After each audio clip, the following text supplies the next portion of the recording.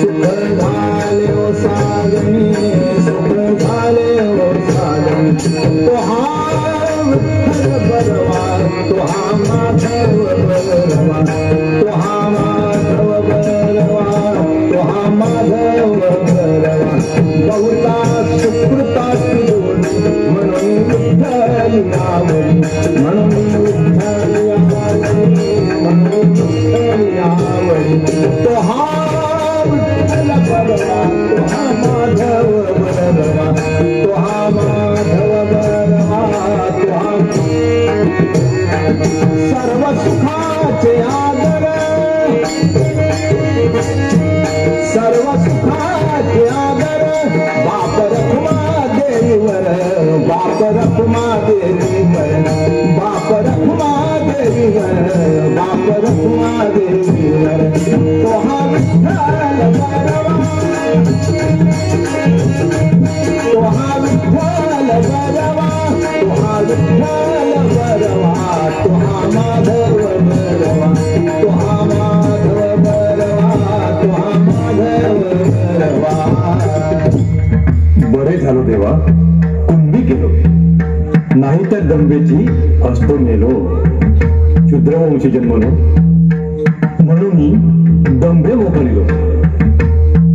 संत शिरोमणी जगद्गुरु तुकाराम महाराज श्री छत्रपती शिवरायांचे गुरु एक वारकरी संत 5000च्या वर अभंग रचना लोककवी समाज सुधारक कवी विचारवंत एक बंडखोर आणि संत कवी म्हणून प्रसिद्ध ज्ञानदेवे रचिला पाया तुका झालासे कळस संपूर्ण ओबीसी समाजाला कर्मकांडातून बाहेर काढून वारकरी संप्रदायात भक्तीचा माळा फुलविला तो संत तुकाराम महाराजांनी.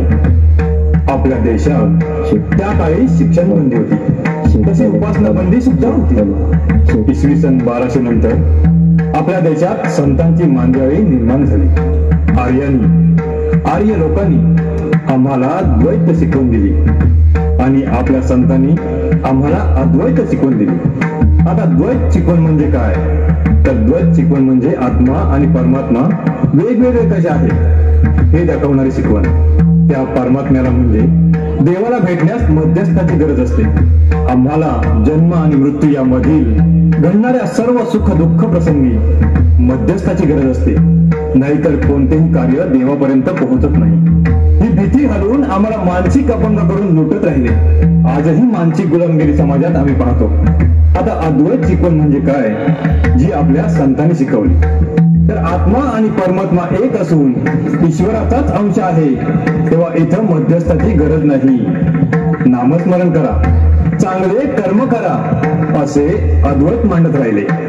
त्यासाठी लेखक डॉक्टर आ साळुंखेंचे विद्रोही तुकाराम हे पुस्तक वाचावे. अशा प्रतिभावंत साहित्यिक विज्ञानवादी राष्ट्रसंतास आमचे नमन मंडळ अभिवादन करत आहे. धन्यवाद.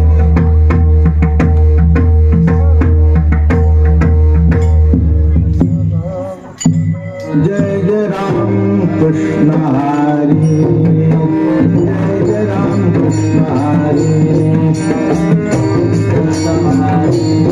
जय जय राम कृष्ण हरी जय जय राम कृष्ण हरी जय जय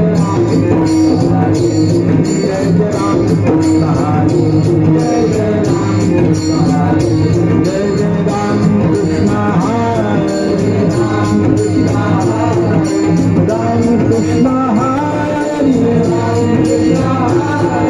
राम कृष्ण हरी राम कृष्ण हरी